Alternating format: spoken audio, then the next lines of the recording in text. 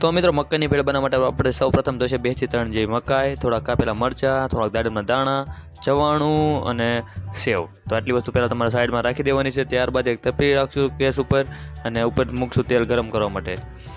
2 થી 3 પાવડા આવી તેલના નાખીને પછી જેવું તેલ ગરમ થાય એટલે તરત આપણે અંદર નાખી દઈશું રાઈ. કે સૌથી પ્રથમ પહેલાં આપણે વઘાર કરવાનો છે. તો રાઈ નાખ્યા ત્યારબાદ ગરમ થવા દઈશું. ગરમ થઈ જાય ત્યારબાદ સીધું આપણે અંદર ધાણા જીરું પણ એડ કરી દઈશું અને પછી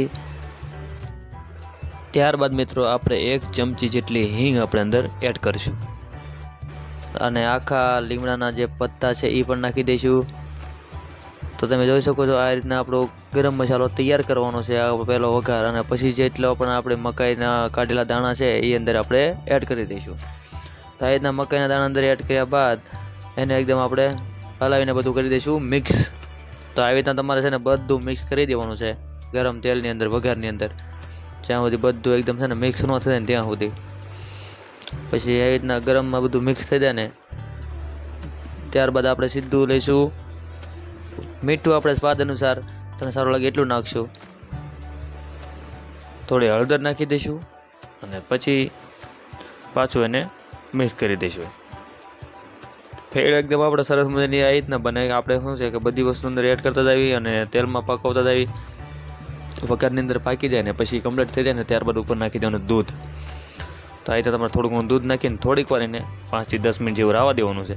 અને ત્યારબાદ ફરી વાર એને બધું ચોંટી ન જાય એટલા માટે આ પાછું ધોઈ લેવાનું અને એકદમ આ રીતના પાછું હલાવી નાખવાનું એટલે ચોંટે નહીં. ત્યારબાદ મરચું લઈ લેવાનું છે અને આપણે પછી એની અંદર મરચું નાખી દેવાનું છે. સ્વાદ અનુસાર તમને જેટલું તીખું રાખવું હોય એ પ્રમાણે તમે નાખી શકો છો. મરચું નાખ્યા બાદ ઉપર જેટલું પણ આપણે ચવાણુંનું જે લાવ્યા હતા પેકેટ એ બધું ચવાણું અંદર એડ કરી દઈશું અને એને પણ આવી રીતના મિક્સ કરી દઈશું. ચવાણું એડ થઈ જાય ત્યારબાદ આપણે પાસે સેવ છે, તો આપણે સેવને પણ આ રીતના ચવાણાની જેમ નાખીને એની અંદર આપણે એને મિક્સ કરી દેવાની રહેશે.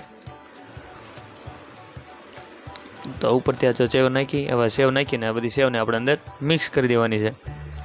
સેવ મિક્સ થઈ ગયા બાદ ફરીવાર આપણે એને આવી રીતના હલાવી દેવાનું છે અને આ રીતના બધું મિક્સ કરી નાખવાનું છે અને બધું ધીમા ગેસે તપવા દેવાનું એટલે વાંધો ન આવે. આ બધું થઈ ગયા બાદ આપણે એક વાટકીની અંદર લીંબુ રાખવાનું, લીંબુનું જે પાણી આવે ને એ કાઢીને રાખવાનું અને પછી આવી રીતના લીંબુ નાખી દેવાનું. લીંબુ નાખ્યા બાદ ઉપર ખાંડના દાણા નાખી દઈશું જેના કારણે આપણને ખાટું ન લાગે અને ભેળ એકદમ ખાવાની મજા આવે, ખાટી મીઠી તો જ સારી લાગશે. તો પછી આ બધું આપણે અંદર મિક્સ કરીને આપણી ભેળ થઈ જશે એકદમ રેડી. તો તમને કેવી લાગી ખાસ જણાવજો કોમેન્ટ કરીને.